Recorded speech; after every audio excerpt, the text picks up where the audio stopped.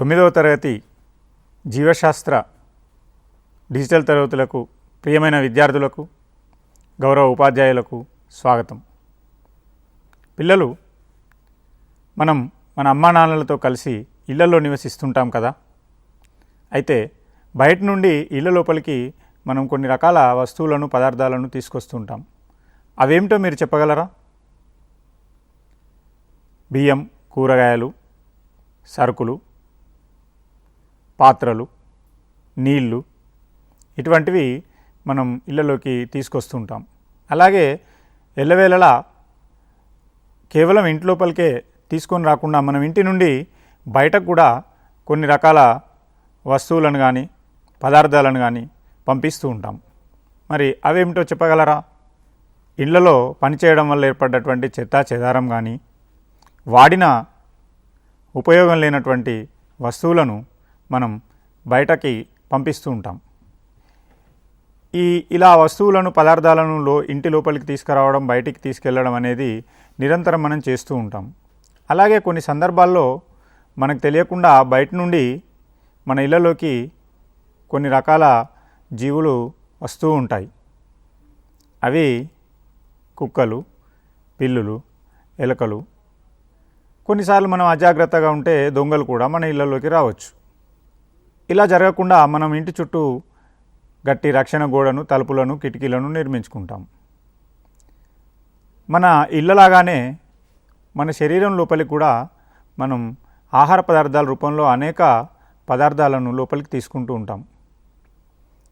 అయితే మన శరీరానికి మనం తీసుకున్నటువంటి ఆహార పదార్థాల్లో అవసరమైనటువంటి వాటిని కణాలు గుర్తించి వాటి లోపలికి తీసుకుంటాయన్నమాట.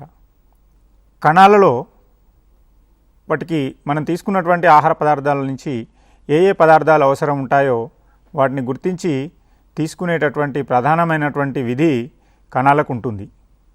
కణాలలో ఈ బాధ్యత నిర్వర్తించేటటువంటి కణాంగం ప్లాస్మా త్వచం. ఇది కణాన్ని చుట్టూ ఆవరించి ఉన్నటువంటి పొర అని మనకు తెలిసిందే. ప్లాస్మా త్వచం నుంచి పదార్థాలు బయట నుండి లోపలికి, కణం లోపల ఏర్పడినటువంటి వ్యర్థ పదార్థాలు, కణానికి అవసరం లేనటువంటివి కానీ, కణం లోపల ఉత్పత్తి అయినటువంటి పదార్థాలు కానీ కణం నుంచి బయటకి కూడా రవాణా జరుగుతూ ఉంటుంది. మన శరీరం కణాలతో నిర్మితమై ఉంది.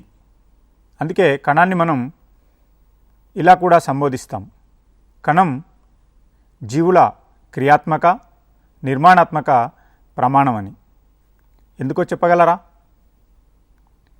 మన శరీరంలో ఎలాంటి జీవక్రియలు అయితే మనం నిర్వహిస్తుంటామో అదే జీవక్రియలను పోలిన అనేక జీవక్రియలు కణం లోపల కూడా నిరంతరం జరుగుతూ ఉంటాయి.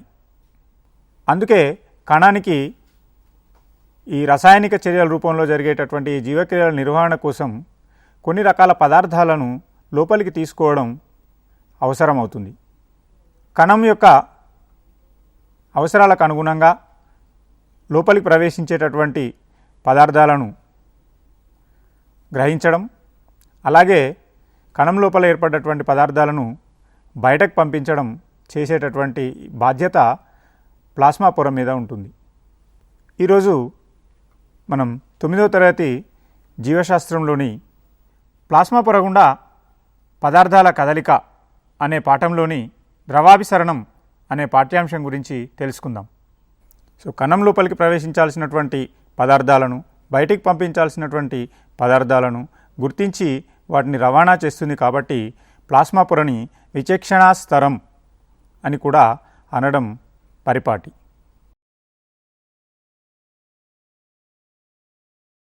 ప్లాస్మా పొరకు ఈ విచక్షణా స్తరం అనేటటువంటి పేరు రావడానికి కారణం దాని యొక్క నిర్మాణమే. మరి ప్లాస్మా పొర నిర్మాణం గురించి తెలుసుకునే ముందు ప్లాస్మా పొర విధుల గురించి తెలుసుకుందాం. ప్లాస్మా పొర యొక్క విధులు. ప్లాస్మా పొర కణం లోపలి పదార్థాన్ని బాహ్య పరిసరాల నుండి వేరు చేసి కణం లోపలికి, బయటకి వెళ్ళే పదార్థాలను క్రమబద్ధం చేస్తుంది. ఎంపిక చేసిన పదార్థాలకు మాత్రమే కణంలోకి ప్రవేశం కల్పించుట ద్వారా కణం లోపలి పదార్థం యొక్క సమగ్రతను కాపాడటంలో ముఖ్య పాత్ర వహిస్తుంది. ప్లాస్మా పొర కణానికి ఆకారం, ఆధారాన్ని ఇచ్చుటకు తోడ్పడుతుంది. ప్లాస్మా పొర నిర్మాణంలో 2 పొరలతో కూడినటువంటి నిర్మాణాన్ని మనం చూడొచ్చు. ఇందులో లిపిడ్లు, ప్రోటీన్లు, కార్బోహైడ్రేట్లతో సమ్మిళితమై ఉంటుంది. లిపిడ్ విభాగంలో ఫాస్ఫోలిపిడ్లు గల 2 పొరల చేత నిర్మించబడి ఉంటుంది. ఇక్కడ మనం పైన నీలి రంగులో ఉన్నటువంటి గోళాకారపు పొరను, అలాగే కింది భాగం లోపల కూడా అటువంటి గోళాకారపు పొరనే మనం గమనించవచ్చు. ఇవి లిపిడ్స్తో ఏర్పడినటువంటి పొరలు. ఈ పైన ఉండేటటువంటి గోళాకార పొరలని ధృవత్వం గల ఫాస్ఫోలిపిడ్ తలలు అంటాము. ఇవి నీటి అణువులను ఆకర్షించడం వలన వీటిని జలహిత అణువులు అని కూడా అంటారు. వీటికి లోపలి భాగంలో నీటి అణువులను వ్యతిరేకించేటటువంటి కొవ్వు ఆమ్లాల చేత తయారైనటువంటి తోకలు ఉంటాయి. వీటిని జలభీతి తోకలుగా చెప్పడం జరుగుతుంది. కొలెస్ట్రాల్ అనేటటువంటి కొవ్వు అణువులు లిపిడ్ ద్విపొర మధ్యలో మనకు కనిపిస్తున్నాయి. ఈ పసుపు పచ్చని రంగులో ఉన్నటువంటి కొవ్వు కణాలు, వీటినే కొలెస్ట్రాల్ కణాలు అని అంటాము. ఇవి ఈ ప్లాస్మా పొర యొక్క తేమని రక్షిస్తూ ఉంటాయి. ప్లాస్మా పొరలోని ఈ భాగము వ్యాపన పద్ధతి ద్వారా పదార్థాలను కణం లోపల నుండి వెలుపలికి పంపించడానికి ఉపయోగపడుతుంది. ఇలా వ్యాపన పద్ధతి ద్వారా నీరు, కార్బన్ డయాక్సైడ్, ఆక్సిజన్ వంటి పదార్థాలు రవాణా అవుతాయి. అలాగే బయట నుండి కణం బయటి పరిసరాల నుండి పదార్థపు అణువుల ఆకారం, పరిమాణం మరియు వాటి మీద ఉండేటటువంటి ధన, రుణ ఆవేశాల ఆధారంగా పదార్థాలు కణం బయట నుండి లోపల నుండి బయటకి రవాణా కావడం జరుగుతుంది. ఇక ప్లాస్మా పొరలోని ప్రోటీన్ల భాగంలో మనకు 3 రకాల ప్రోటీన్లు ఉంటాయి. అవి పంపులుగా, కాలువలుగా, గ్రాహకాలుగా పనిచేస్తాయి. ఈ గులాబీ రంగులో ఉన్నటువంటి ప్రోటీన్ అణువులను మనం ఇక్కడ చూడవచ్చు. ఈ ప్రోటీన్లు ముఖ్యంగా 3 రకాలుగా ఉంటాయి. గ్రాహక ప్రోటీన్లు, ఇవి కణ బాహ్య వాతావరణంతో సంప్రదింపులు జరుపుతూ ఉంటాయి. ఇందుకై వీటికి హార్మోన్లు, నాడీ ప్రసారాలు, ఇతర సంకేత కారక అణువులు దోహదం చేస్తూ ఉంటాయి. రవాణా ప్రోటీన్లు, ఇవి కణత్వచం గుండా అణువులను వ్యాపనం పద్ధతి ద్వారా కణం లోపలికి పంపిస్తూ ఉంటాయి. సాధారణంగా గ్లోబ్యులార్ ప్రోటీన్లు అనగా గోళాకారంలో ఉండేటటువంటి ప్రోటీన్లు ఈ విధిని నిర్వహిస్తూ ఉంటాయి. ఇక 3వ రకం గ్లైకోప్రోటీన్స్, వీటిని ఆక్వాపోరిన్స్ అని కూడా అంటారు.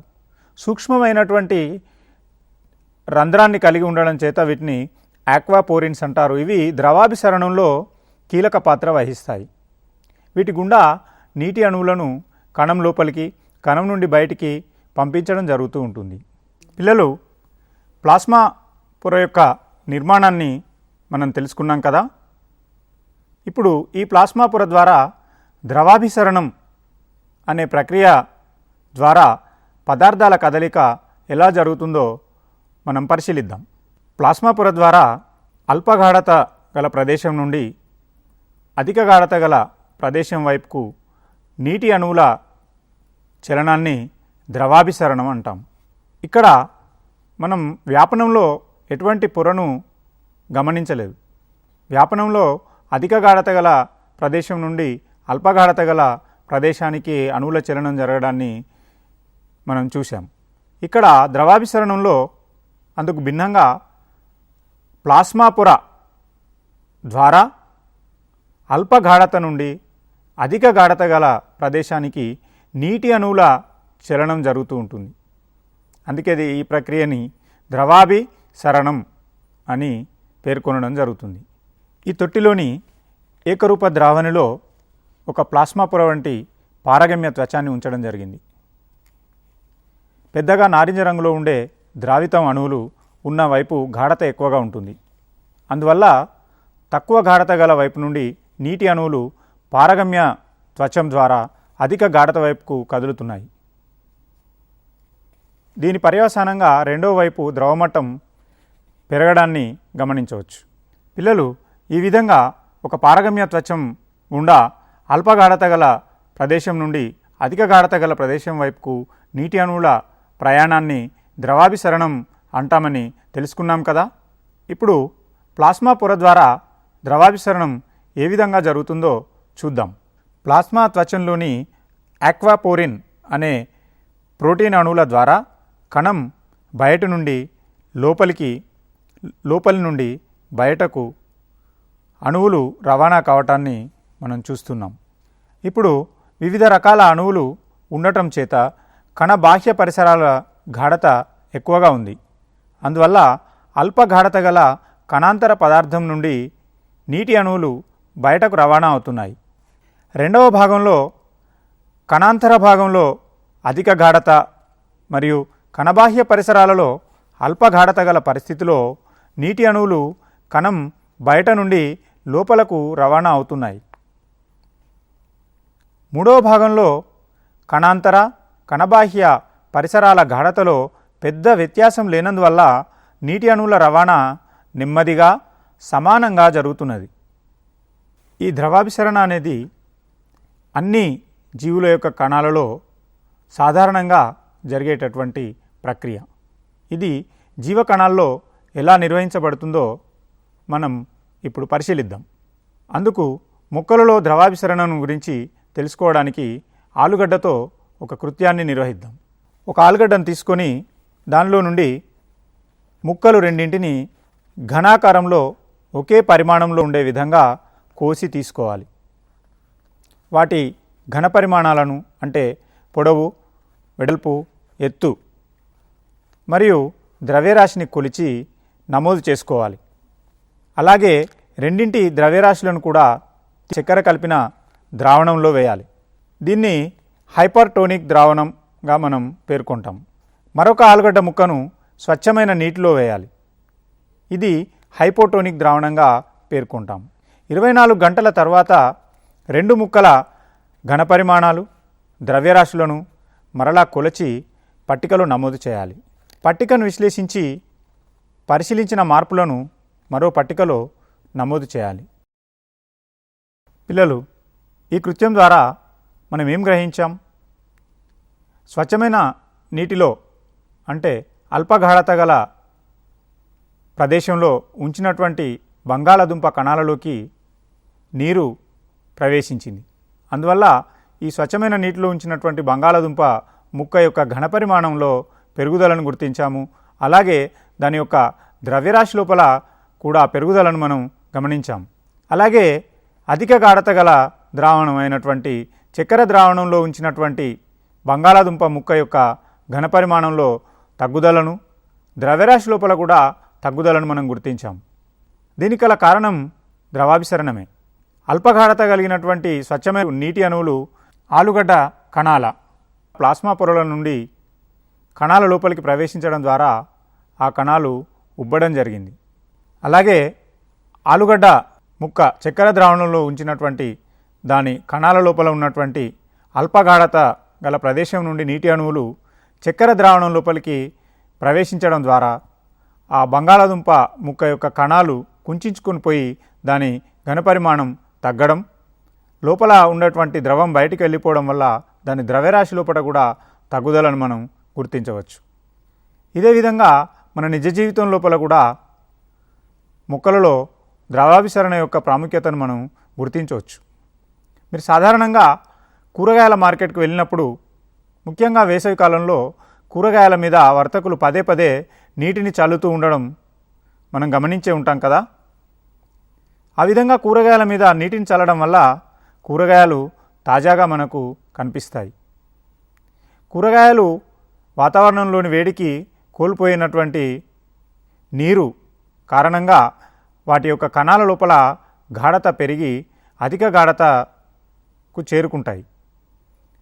బయట నుండి నీటిని చల్లడం ద్వారా నీరు అల్పగాఢత నుండి కణాల లోపలికి ప్లాస్మా పొర ద్వారా ప్రవేశించి కణాలు ఉబ్బడం ద్వారా కూరగాయలు యథాస్థితిలో మనకు నిగనిగలాడుతూ కనిపిస్తూ ఉంటాయి. అంతేకాకుండా మనం ఒక వారానికి సరిపడ కూరగాయలు ఒకేసారి తీసుకొచ్చినట్టయితే వాటిని మనం ఫ్రిడ్జ్లో ఉంచి నిల్వ ఉంచుకుంటాం. అవి 1 లేదా 2 రోజుల వరకు తాజాగా ఉండడం, తర్వాత వాడిపోవడాన్ని గమనిస్తూ ఉంటాం. ఈ కూరగాయలను తిరిగి సాధారణమైనటువంటి నీటిలో ఒక 15 నుంచి 20 నిమిషాలు ఉంచినట్టయితే మళ్ళీ అవి యథావిధిగా వాటి పూర్వపు ఆకారాన్ని పొందడాన్ని కూడా గమనిస్తాం. ఇక్కడ కూడా మనం ద్రవాభిసరణ ప్రక్రియను గుర్తించవచ్చు. పిల్లలు, మనం ఇంతవరకు మొక్కల యొక్క కణాలలో ద్రవాభిసరణ ఏ విధంగా జరుగుతుందో పరిశీలించాం. మరి ఈ ద్రవాభిసరణ జంతు కణాల లోపల కూడా జరుగుతుందా? అన్ని జీవకణాల్లో ద్రవాభిసరణ అనేది జరుగుతూ ఉంటుంది. మరి జంతు కణాల్లో ద్రవాభిసరణను మనం అవగాహన చేసుకోవడం కోసం కోడిగుడ్డుతో మరొక కృత్యాన్ని నిర్వహిద్దాం. గుడ్డు యొక్క పెంకును తొలగిస్తే లోపల మనకు ప్లాస్మా పొర కనిపిస్తుంది. ఇందుకోసం గుడ్డును ఒక బీకర్లో తీసుకొని దానికి ఎసిటిక్ ఆమ్లాన్ని కలిపి కొన్ని గంటల పాటు ఉంచాలి. గుడ్డు పెంకులోని కాల్షియం కార్బోనేట్తో వెనిగర్ చర్య జరపడం వల్ల కార్బన్ డయాక్సైడ్ వాయువు బుడగల రూపంలో విడుదలవుతూ ఉంటుంది. పెంకు పూర్తిగా తొలగిపోయిన తర్వాత గుడ్డును బయటకు తీసి కడిగి ఉంచాలి. ఇప్పుడు మనకు ప్లాస్మా త్వచం గల ఒక సజీవ జంతుకణం దొరికిందన్నమాట. తర్వాత గుడ్డు ద్రవ్యరాశిని కొలిచి నమోదు చేసుకోవాలి. అలాగే చుట్టుకొలతను కూడా టేప్ సహాయంతో కొలిచి నమోదు చేసుకోవాలి. తర్వాత 140 మిల్లీలీటర్ల స్వచ్ఛమైన నీటిని ఒక పెద్ద కొలజాడిలో తీసుకొని దానిలోకి గుడ్డును ప్రవేశపెట్టాలి. కొలజాడిలోని నీటి మట్టంలో తేడాను గుర్తించడానికి నీటికి కొంత నీలి ఫుడ్ కలర్ కలుపుదాం. కొన్ని గంటల తర్వాత గుడ్డు ద్రవ్యరాశిలో మరియు పరిమాణంలో పెరుగుదలను మనం గమనించవచ్చు. అలాగే కొలజాడిలోని నీటి మట్టంలో తగ్గుదలను కూడా గుర్తించవచ్చు. అదే గుడ్డును ఉప్పు కలిపిన 140 మిల్లీలీటర్ల ద్రావణం కల కొలజాడిలోకి ప్రవేశపెట్టాలి. దానికి ఎర్రని ఫుడ్ కలర్ కలపాలి. కొన్ని గంటలు గడిచిన తర్వాత గుడ్డును బయటకు తీసి ముందు చేసిన మాదిరిగానే దాని యొక్క ద్రవ్యరాశిని చుట్టుకొలతలను కొలిచి దానిలో కలిగినటువంటి తగ్గుదలను గమనించవచ్చు. అలాగే కొలజాడిలో పెరిగిన నీటి మట్టాన్ని కూడా గుర్తించవచ్చు. పిల్లలు, ఈ ప్రయోగంలో కూడా మనము అల్పగాఢత గల ద్రావణంలో ఉంచినటువంటి కోడిగుడ్డు లోపలికి ద్రవాభిసరణ ప్రక్రియ ద్వారా నీరు ప్రవేశించడాన్ని గమనించాం. అలాగే అధిక గాఢత గల ఉప్పు ద్రావణంలో ఉంచినటువంటి కోడిగుడ్డు కణాల లోపల నుండి నీరు వాటి ప్లాస్మా పొర ద్వారా ఉప్పు ద్రావణం లోపలికి రావడాన్ని కూడా మనం గమనించాం. అందువల్లనే ఎరుపు రంగు కలిపినటువంటి ఉప్పు ద్రావణం యొక్క నీటి మట్టాన్ని పెరిగినట్లుగా గుర్తించాం. జంతువుల లోపల ద్రవాభిసరణాన్ని గుర్తించడానికి నిజ జీవితంలో ఒక ఉదాహరణను తీసుకోవచ్చు. జంతువుల లోపల కూడా ద్రవాభిసరణను గుర్తించడానికి మన నిజ జీవితం నుండి ఒక ఉదాహరణను తీసుకోవచ్చు. సముద్రపు నీటిలో నివసించేటటువంటి చేపలను మంచినీటి కొలంలో ప్రవేశపెట్టినప్పుడు చేపల శరీరంలో అధిక గాఢత ఉండడం చేత మంచినీటి కొలం నుండి నీరు ద్రవాభిసరణం జరిగి చేపల శరీరం లోపలికి చేరి వాటి శరీరాలు ఉబ్బి పగిలి అవి చనిపోవడం జరుగుతుంది. అలాగే మంచినీటి చేపలను సముద్రపు నీటిలో ఉంచినప్పుడు అధిక గాఢత గల బాహ్య పరిసరాల లోపలికి చేప శరీరం నుండి నీరు ద్రవాభిసరణం ద్వారా బయటకు వెళ్ళి ఆ చేపలు కుంచుకొని పోయి మరణించడాన్ని కూడా మనం చూడొచ్చు. ఇలాంటి దృగ్విషయాలు వరదలు తుఫాన్లు సంభవించినప్పుడు అధిక శాతం చేపలు మరణించడాన్ని బట్టి మనం అర్థం చేసుకోవచ్చు. పిల్లలు, ఈ విధంగా జీవులు ద్రవాభిసరణం ద్వారా వాటి యొక్క శరీర గాఢతలను పరిసరాల గాఢతలకు సరిచూసుకుంటూ వాటి మనుగడను కొనసాగిస్తూ ఉంటాయి. మనం ఇంతవరకు ద్రవాభిసరణం గురించి చెప్పుకున్నటువంటి ఈ పాఠంలో ప్లాస్మా పొర యొక్క నిర్మాణం, ప్లాస్మా పొర యొక్క విధులు, అందులో భాగంగా ద్రవాభిసరణ ప్రక్రియ ఏ విధంగా జరుగుతుందో ప్రయోగపూర్వకంగా తెలుసుకున్నాం కదా. పిల్లలు, ఇప్పటి వరకు మనం చెప్పుకున్న పాఠ్యాంశంలోని ముఖ్యాంశాలను ఒకసారి పరిశీలిద్దాం. ప్లాస్మా పొర ఎంపిక చేసిన పదార్థాల రవాణాకు అనుగుణమైన నిర్మాణాన్ని కలిగి ఉంటుంది. ప్లాస్మా పొరను విచక్షణా స్తరం అని కూడా అంటాం. ప్లాస్మా పొర గుండా పదార్థాల రవాణా, వ్యాపనం, ద్రవాభిసరణం అనే విధానాల ద్వారా జరుగుతుంది. ప్లాస్మా పొర గుండా అల్పగాఢత గల ద్రవం నుండి అధిక గాఢత గల ద్రవం వైపుకు నీటి అణువుల ప్రవేశాన్ని ద్రవాభిసరణం అంటాం. ద్రవాభిసరణం అన్ని జీవులలో జరిగే ఒక సాధారణ ప్రక్రియ. పిల్లలు, ఇప్పటి వరకు మనం నేర్చుకున్న పాఠ్యాంశానికి సంబంధించి మన అవగాహనని మెరుగుపరుచుకోవడం కోసం మూల్యాంకనం చేద్దాం. పిల్లలు, ఇప్పటి వరకు మనం నేర్చుకున్న పాఠ్యాంశానికి సంబంధించి మన అవగాహనను మెరుగుపరుచుకోవడానికి కోసం మూల్యాంకనం చేసుకుందాం. మూల్యాంకనం: పచ్చళ్ళు, జామ్ వంటివి నిల్వ ఉంచడానికి ఉప్పు లేదా చక్కెరలను కొంత అధికంగా చేర్చడానికి గల కారణం ఏమిటి? వేసవి కాలంలో శీతల పానీయాలను దాహం తీర్చుకోవడానికి తాగినప్పటికీ దాహం తీరకపోవడానికి కారణం ఏమిటి? ఏవైనా ఉప్పుగా ఉండే చిప్స్ వంటి పదార్థాలను తిన్నప్పుడు ఎక్కువ దాహం కావటానికి కారణం ఏమిటి? ఈ ప్రశ్నలకు సమాధానాలను మీ స్నేహితులతో చర్చించి మీ ఉపాధ్యాయుని సహాయాన్ని తీసుకొని సమాధానాలను కనుక్కోవడానికి ప్రయత్నించండి. పిల్లలు, ఈరోజు మనం ప్లాస్మా పొర గుండా పదార్థాల కదలిక, ద్రవాభిసరణం అనే పాఠ్యాంశం గురించి తెలుసుకున్నాం కదా. మరోసారి మరో పాఠ్యాంశంతో కలుద్దాం. సెలవు.